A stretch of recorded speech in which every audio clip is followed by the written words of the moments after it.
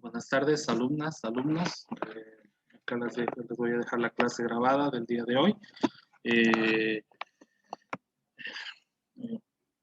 bueno, ahora estamos en este capítulo adentrando más a lo que es la citopatología cérvico-vaginal y ya habíamos hecho varias consideraciones generales sobre lo que es la citopatología. En la anterior clase habíamos hablado sobre la anatomía, a grosso modo, sobre la histología del cuello uterino. Pero para dar inicio a esta clase es importante hacer un breve resumen, o más que un resumen, hacer un breve repaso de lo que habíamos visto en la anterior clase, ¿no? En la anterior clase habíamos dicho que el útero es un órgano hueco, un órgano hueco que por delante está delimitado por la vejiga y por detrás el recto. Eh, una de las características de este órgano es que tiene paredes musculares a las que vamos a denominar miometrio y vamos a dividir al útero en dos porciones, por así decirlo, ¿no? El, perdón, el cuello uterino y el cuerpo del útero. El cuello uterino está en relación a las cavidades o a las paredes vaginales y bueno, en el cuello uterino encontramos una porción que está más hacia la vagina, por así decirlo, denominada exocervix, un canal endocervical revestido, un canal endocervical cuya característica es tener la presencia de glándulas cervicales. Habíamos mencionado también de que el revestimiento, desde el punto de vista histológico, el revestimiento epitelial en ambos porciones del cuello uterino, ya sea exocervix o endocervix, diferían. En el exocervix encontramos un epitelio más plano y estratificado. En el canal endocervical o en la cavidad endocervical, el epitelio era cilíndrico simple, mucosecretante, el mismo epitelio que revestía a todas las glándulas endocervicales. Bueno, el cuerpo del útero tiene una cavidad denominada cavidad endometrial, que está revestido por una mucosa o epitelio.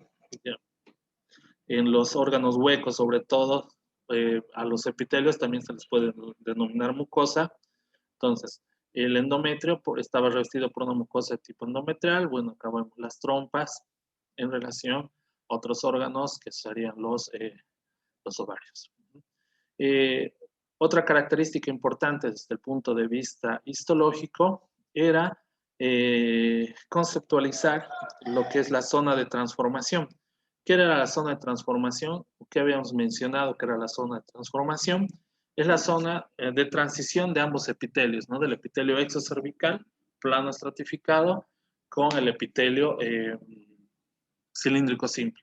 Habíamos dicho que era un cambio de un epitelio al otro que se hacía de forma abrupta y cuya característica era de que en la mujer, en una etapa de madurez sexual, le íbamos a encontrar más hacia la cavidad exocervical, más por fuera, por así decirlo, y en las mujeres menopáusicas o en las mujeres en edad de pubertad, la zona de transformación se encontraba más hacia el canal o dentro del canal endocervical. ¿Cuál era la importancia de reconocer esta zona de transformación? Porque, bueno, primero porque dentro del punto de vista citológico del PAP, tener células de la zona de transformación garantizan que el PAP sea satisfactorio. Dos, otra cosa por lo que habíamos mencionado que era importante es que la zona de transformación es la zona, por así decirlo, más lábil, donde podíamos encontrar varias alteraciones epiteliales, varias lesiones o incluso ya lesiones malignas. Por eso era importante uno reconocer la zona de transformación cuando se hace un estudio para tomar la muestra y desde el punto de vista citológico poder ver las células que componen esta zona de transformación. El, el objetivo del cáncer, el objetivo del estudio de Papa Nicolau es poder hacer un screening en las mujeres cuyas características ya les habíamos mencionado, cuyos factores de riesgo ya habíamos mencionado, o sea, hacer un screening en estas mujeres para determinar lesiones cancerígenas, como en este caso, por ejemplo, un carcinoma, o diagnosticar aquellas lesiones premalignas que no han llegado todavía a una etapa infiltrante o a un carcinoma para poder hacer un tratamiento y para poder prevenir sobre todo. Entonces, para eso tendríamos que tener algunos conceptos claros. Un carcinoma es un tipo de cáncer que se desarrolla a partir de células epiteliales. Específicamente, un carcinoma es un cáncer que comienza en un tejido que recubre las superficies externas o internas del cuerpo. Entonces, un carcinoma va a derivar en el cuello uterino de qué tipo de epitelio? Del epitelio plano estratificado que reviste la cavidad, en su mayor parte la cavidad exocervical. Pero habíamos mencionado o habíamos hecho hincapié de que el objetivo no es solo diagnosticar el cáncer, sino todas las lesiones que pueden ser precursoras de una lesión maligna o de un cáncer o de un carcinoma, si estamos hablando de un epitelio plano estratificado. Mencionamos en la anterior clase también que el epitelio normal, que sería este, estaba dividido en un epitelio basal, parabasal, un epitelio intermedio y otro superficial. Entonces, las lesiones premalignas, antes de llegar a un carcinoma o un cáncer invasor, se van a dividir o clasificar según la porción del epitelio que afecten. ¿A qué me refiero con esto? Por ejemplo, una displasia de bajo grado, sin 1, que es neoplasia intraepitelial cervical, o también se puede conocer como LIE, lesión intraepitelial, que las lesiones intraepitelial pueden ser también 1 de bajo grado, 2 de grado moderado o 3 de displasia o grado severo, ¿no? Entonces, la displasia de bajo grado son todas aquellas alteraciones del epitelio cuya lesión abarque los estratos más basales del epitelio, basales o parabasales, ¿no? Del epitelio, menos de 2/3 del espesor epitelial. Entonces, cuando nosotros vemos una alteración que afecta menos de 2/3 del espesor epitelial, estamos hablando de una lesión de bajo grado. Paralelamente, si nosotros tenemos una alteración circunscrita siempre en el espesor del epitelio, pero que abarca al menos 2/3 del epitelio, que representen células atípicas, desorganizadas, entonces hablamos de una displasia moderada. Y en una displasia grave, cuando estas células, como pueden ver acá, abarcan la totalidad del espesor epitelial o más de 2/3 del espesor epitelial. Acá pueden ver, ¿verdad? Que ya no están dispuestas en forma paralelas, de manera desordenada, un núcleo más grande que el otro. Entonces estamos hablando de una displasia de alto grado o una displasia grave o severa. ¿Qué pasa con el cáncer? Cuando estas células atípicas que han ocupado todo el espesor epitelial, escapan del epitelio y se profundizan, por así decirlo, o invaden otras estructuras, en estos casos, estructuras inferiores.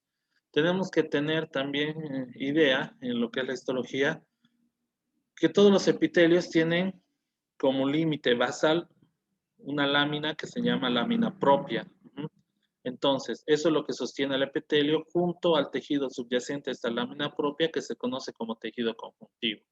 Entonces, cuando existe una alteración en las células que sobrepasa esta lámina propia y llega al tejido conjuntivo, ya estamos hablando de un cáncer invasor. Entonces, nosotros en un extendido citológico vamos a aprender a diferenciar las características celulares que tienen, por ejemplo, las displasias de bajo grado, las displasias de grado moderado, las displasias de graves o de alto grado y también las características celulares que atañen a los carcinomas.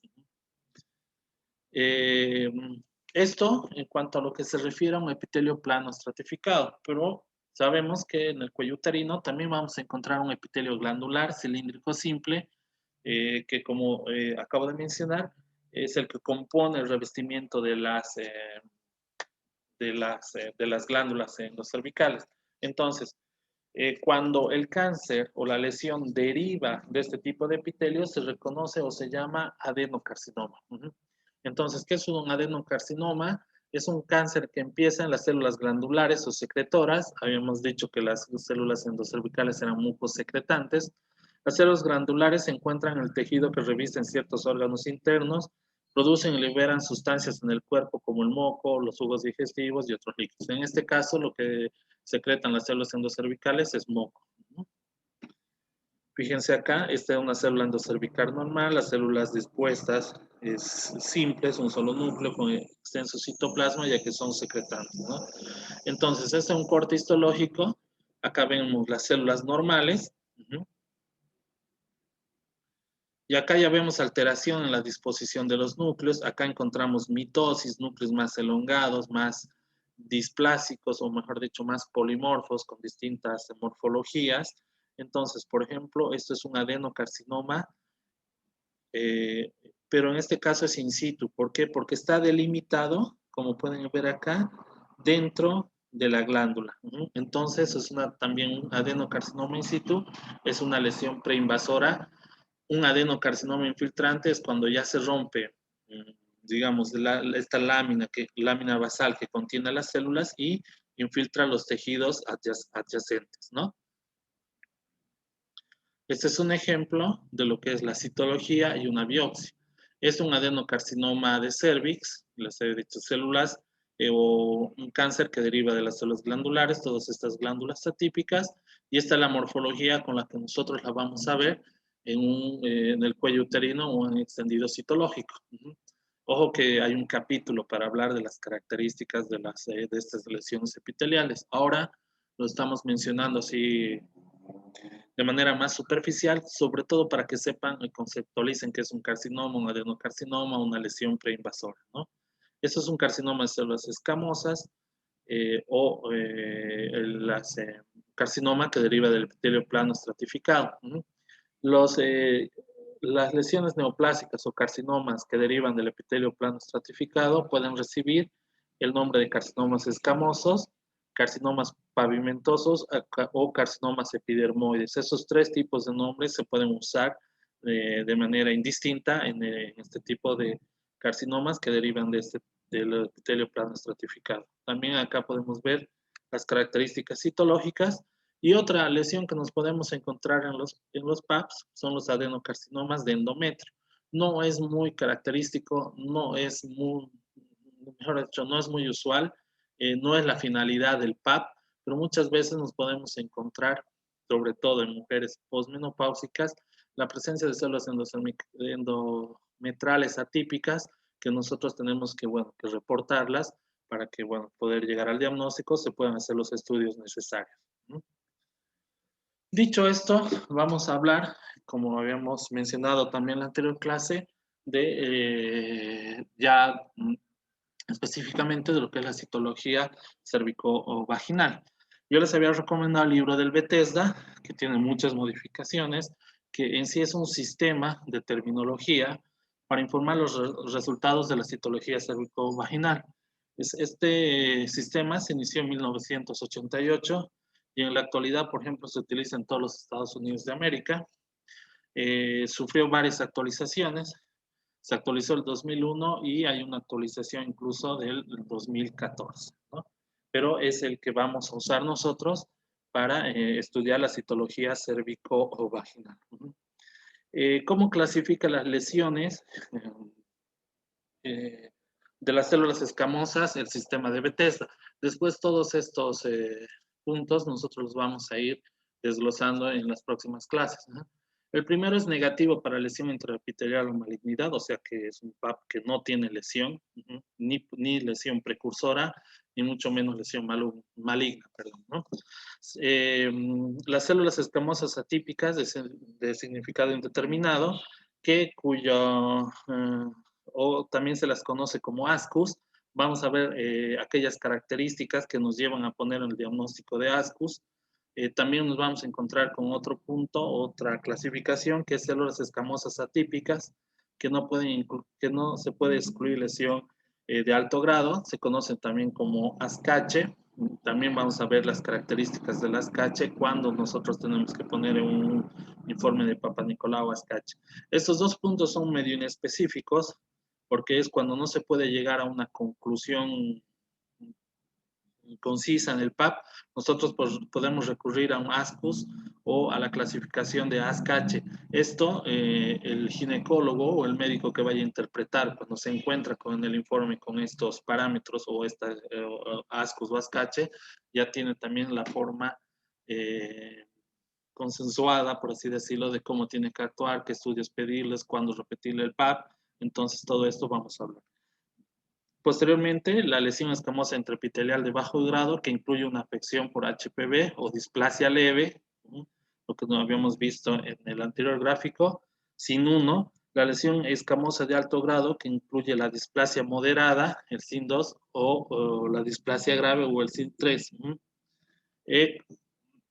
Siempre tener en registro si estas lesiones tienen alguna característica de invasión o no. Y el carcinoma escamoso o el carcinoma infiltrante, que ya les había dicho que al derivar de células escamosas puede recibir el nombre de carcinoma epidermoide, carcinoma de células escamosas o carcinoma de células pavimentosas.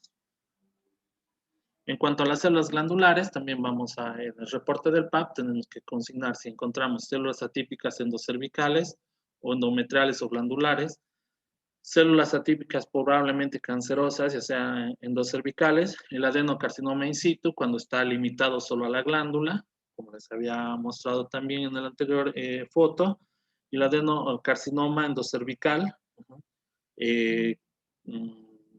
como también les había mostrado en las anteriores fotografías. Estas son todas las lesiones glandulares que nosotros podemos encontrar en un extendido citológico de PAP. También tenemos que interpretar otras anomalías en el PAP, como por ejemplo las células endometriales. Si nosotros encontramos células endometriales, ya sean atípicas o no atípicas, en una mujer mayor de 45 años, debe especificarse, ¿no? Siempre debe ir en el informe si nosotros encontramos células endometriales en una mujer mayor de 45 años, y más aún si esta está acompañada de algún otro tipo de lesión o si es negativa, pero siempre que encontremos células endometriales en un PAP, que después vamos a aprender a reconocer también las células endometriales y sus características, siempre debe ir consignada en el informe del Papa Nicolau. También nos podemos encontrar con otros tipos de cánceres. No es el único cáncer que vamos a encontrar a nivel del cuello uterino. Es el más común, por así decirlo, pero no vamos a encontrar desde sarcomas, linfomas y una gran variedad de lesiones cancerígenas. Y siempre debe informarse el uso de un dispositivo automático con el cual hemos extraído la muestra, o si hemos hecho otros estudios auxiliares, o si la paciente tiene otros estudios auxiliares, como una captura híbrida por HPV, y qué resultados tienen esos estudios auxiliares. Tipo de muestra. En el tipo de muestra tenemos dos tipos de extendido, el extendido convencional o el extendido de Papa Nicolau, que es el que más vamos a usar y el que hasta ahora usamos, por así decirlo. Por si acaso, en la anterior clase, sobre todo con los chicos que hago las clases prácticas, les había dejado un video de cuáles son los pasos para hacer la tinción del Papa Nicolau. Después se los voy a pasar ya para la clase de teoría, para que lo tengan todos. Bueno, pero entre los tipos de muestra, está el extendido convencional, o el Papa Nicolau, y el de citología líquida. Actualmente en nuestro medio, estoy hablando específicamente de nuestra ciudad, de nuestra ciudad, no tenemos centros que hagan citología líquida. Sí, en nuestro país ya hay algunos centros que tienen este tipo de citología líquida, pero no se usan mucho porque ya vamos a ver por cuáles son las ventajas y desventajas, ¿no? ¿Qué es la citología líquida? Para tener un concepto de esta. La citología líquida es una técnica que después de recoger la muestra, en lugar de extenderla directamente sobre el cristal o el portaobjetos, como habíamos visto en las anteriores clases y en los videos incluso que le mandé, se introduce en un recipiente líquido, en un recipiente con un líquido conservante, ¿no? Entonces, una vez que está en este líquido conservante, las células se filtran y se transfieren al portaobjetos en una capa muy fina, cuyo espesor contiene un solo nivel celular, una monocapa que es representativa del total de la muestra. Entonces, se introduce un cepillo en el canal endocervical, les había mostrado las fotos de las espátulas, de los cepillos, se presiona ligeramente contra la superficie y se va rotando con la punta de los dedos para extraer siempre en sentido de agujas del reloj, para extraer la muestra. Se preserva toda la muestra presionando la base del cepillo y separando la cabeza del cepillo y poniéndola en un líquido preservante. Hay algunos ya cepillos que vienen con la parte, digamos, superior de la cabeza donde están las cerdas que se desarticulan para poner directamente o que se pueden sacar para poner directamente toda esta parte del cepillo en el líquido preservante. Se cierra y se identifica y se envía al laboratorio. La muestra para citología líquida se puede mantener hasta por 60 días a temperatura ambiente para ser procesada. Esa es una gran ventaja, por así decirlo, sobre un extendido convencional o de Papa Nicolau, porque sabemos que sobre todo en nuestro medio, usamos un fijador en spray para la técnica Papa Nicolau. Y si nosotros la tenemos muchos días y no está bien conservada, esa lámina o ese portaobjetos se va a llenar de polvo, detritus y otra serie de cosas que al final, cuando nosotros queramos ver el extendido citológico, nos puede dar muchas modificaciones o puede dar lugar a muchas malas interpretaciones. Posteriormente, una vez que está en el líquido preservante, las células se separan por un medio de centrifugación o filtración y son depositadas en unas láminas para ser analizadas, ¿no? La citología líquida detecta en mayor proporción lesiones leves o severas, además permite hacer un diagnóstico del HPV y permite realizar sobre la misma otras pruebas, ¿no? Aumenta la calidad de la muestra, acorta el tiempo de lectura, siendo más precisa y mejorando la sensibilidad y la especificidad.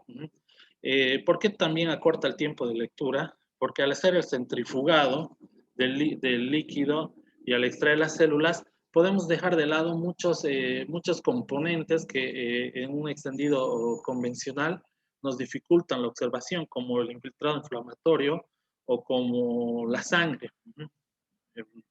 Entonces, por eso también es una ventaja de la citología líquida, ¿no? Aumenta la calidad de la muestra, corta el tiempo de lectura, siendo más precisa y mejorando la sensibilidad y especificidad. Se están llevando a cabo nuevas investigaciones para la prevención de la infección por VPH con la aparición de la vacuna, como ya sabemos. Se plantean cambios que hacen revolucionar los métodos diagnósticos, como es la citología líquida. Para mí, y lo digo así al último, el gran inconveniente que tiene la citología líquida en este momento es el precio. Sabemos que en nuestro medio hay algunas instituciones que realizan campañas de Papa Nicolau. Las mujeres en algunos centros se pueden ir a hacer el Papa Nicolau, que puede ser hasta gratis, ¿no? O en algunos lugares un costo de 15 bolivianos, o en otros lugares, en laboratorios, digamos, más grandes, lo máximo que he llegado a ver es que cuestan entre unos 60 bolivianos. En otros departamentos donde sí cuentan con citología líquida, este precio se duplica y hasta a veces se triplica, entonces las mujeres no acceden con tanta facilidad a hacerse este tipo de extendido citológico, este tipo de estudio, o hacerse un PAP mediante citología líquida o citología en base líquida, como también se llama.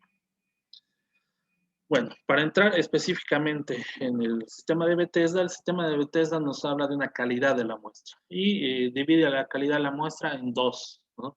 Satisfactoria para evaluación e insatisfactoria para evaluación. La satisfactoria para evaluación es aquella en la que tenemos que consignar, de acuerdo en lo que habíamos dicho, la presencia de células endocervicales o de la zona de transformación. Entonces, para que una muestra sea satisfactoria para evaluación, tiene que tener células endocervicales y de la zona de transformación, y siempre indicando la calidad de las mismas y teniendo en cuenta algunos parámetros, como por ejemplo los hematíes y la inflamación. ¿A qué me refiero con esto? Que nosotros podemos tener un extendido cervicovaginal, podemos tener células endocervicales o podemos tener células de transformación, pero tenemos un fondo. Acuérdense que en la primera clase habíamos hablado de lo que significa el fondo en citología. Entonces, podemos tener un fondo con muchos hematíes que nos dificulte ver los cambios morfológicos que tienen esas células. O podemos tener un fondo muy inflamatorio que nos dificulte ver los cambios morfológicos que presentan ya sean las células de la zona de transformación, las células endocervicales o algunas células metaplásicas. Entonces, con todo esto, nosotros podemos poner que es satisfactorio para evaluación, pero de que hay algunas condicionantes como los MTS en la inflamación. Insatisfactoria para evaluación, siempre que nosotros encontramos un extendido que es insatisfactorio para evaluación, tenemos que especificar el motivo. Por ejemplo, podemos tener un PAP muy lindo, sin hematíes, sin inflamación, pero no tener ni una célula endocervical y ninguna célula de transformación, entonces ahí se tiene que consignar. El ejemplo es muestra procesada y examinada, pero insatisfactoria para evaluación debido a que no se reconocen células endocervicales o de la zona de transformación, o poner muestra procesada y examinada, pero es insatisfactoria para evaluación por abundante cantidad de hematíes o por abundante cantidad de infiltrados inflamatorios. Entonces, esto en cuanto se refiere a la calidad de la muestra. Criterios mínimos de celularidad. Entonces, en los extendidos citológicos vamos a tener algunos criterios mínimos de celularidad. Cuando nos referimos a esos criterios, estamos hablando de las células escamosas específicamente, ¿no? Va a haber unos criterios para extendidos convencionales y también vamos a tener criterios para extendidos en citología líquida o en base líquida. Se dice que para los extendidos convencionales, nosotros tenemos que tener por lámina observada de 8.000 a 12.000 células epiteliales bien conservadas o que se observen con claridad. Esta cantidad mínima de células es un cálculo, ojo, estimativo, no hay que contar célula por célula. O sea, los laboratorios o el que va, o el citólogo que va a examinar esta muestra no tiene que contar célula por célula. Es solo un recuento estimativo.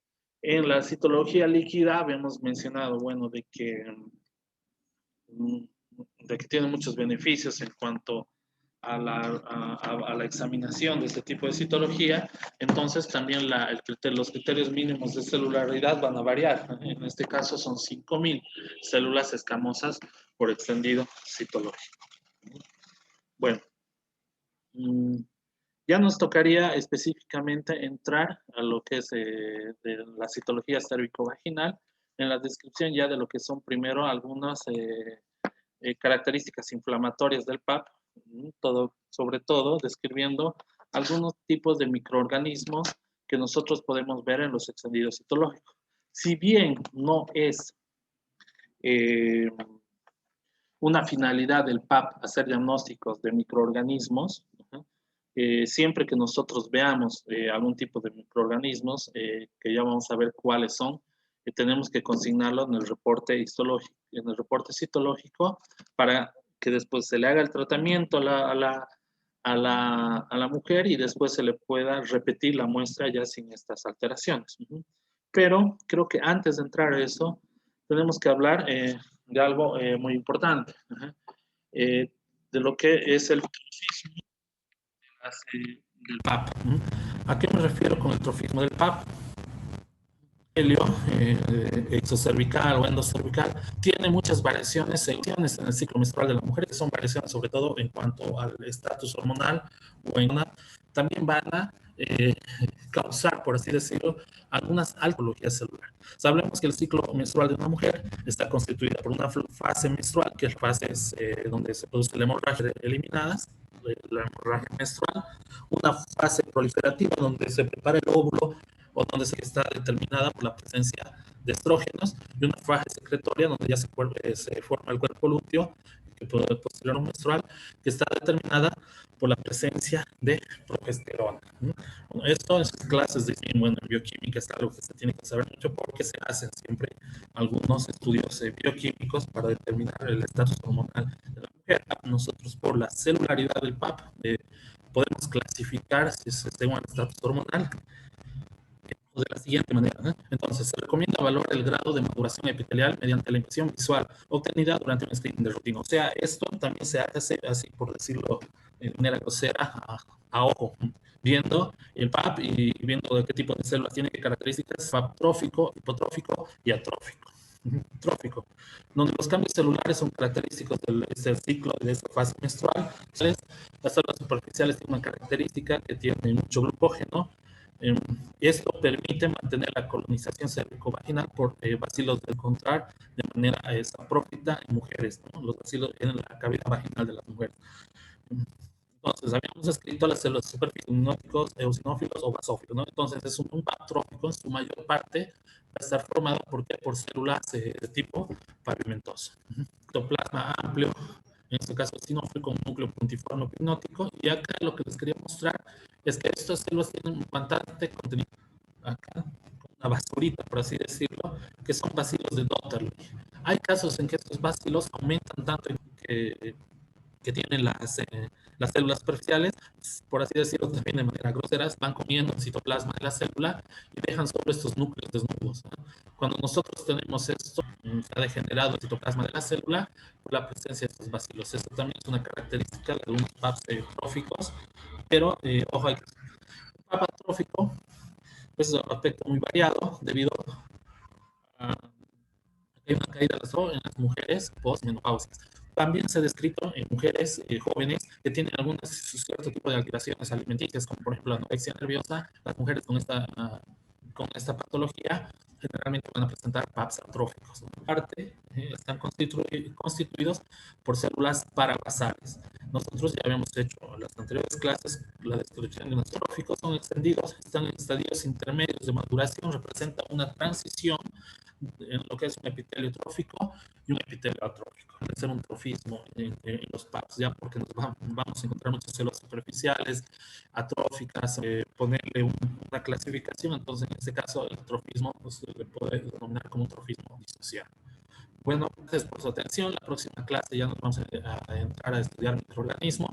Y bueno, estén atentos los alumnos de práctica, que les va a llegar la invitación para. Gracias por su atención.